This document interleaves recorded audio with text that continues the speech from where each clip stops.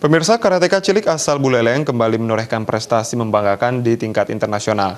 Komang Sastrawan alias Lolak berhasil menyumbangkan emas kategori komite kelas minimal 45 di kejuaraan dunia karate di Belgia beberapa waktu lalu.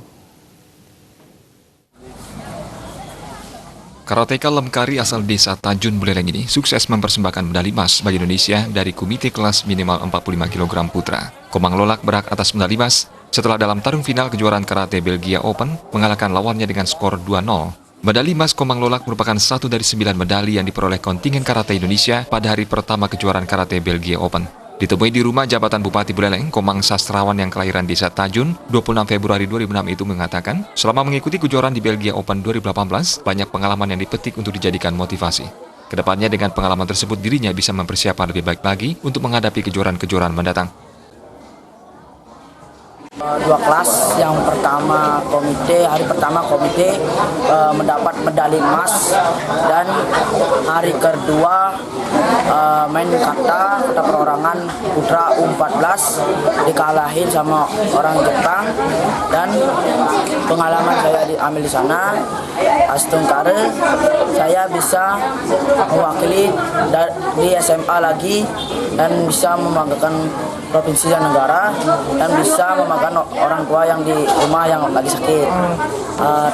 Targetnya untuk SMA Astungkare saya bisa mewakili negara lagi ke Malaysia katanya.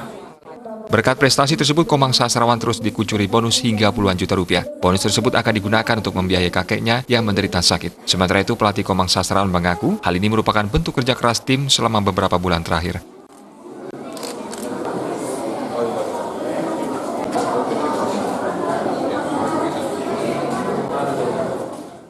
Selaku pelatih tetap mengharapkan punya anak buah, punya anak didik yang berkarakter, itu yang pertama. Yang kedua baru berprestasi, kemudian yang ketiga selalu bergaul dengan baik dengan masyarakat di lingkungan, baik keluarga maupun masyarakat di sekitarnya, itu biar jadi anak-anak Indonesia yang berkarakter. Kemudian harapan terakhir itu adalah prestasi, itu adalah harga mati bagi kami. Tetap setiap tahun itu biasa sudah mengharapkan anak-anak yang saya latih itu harus dapat juara.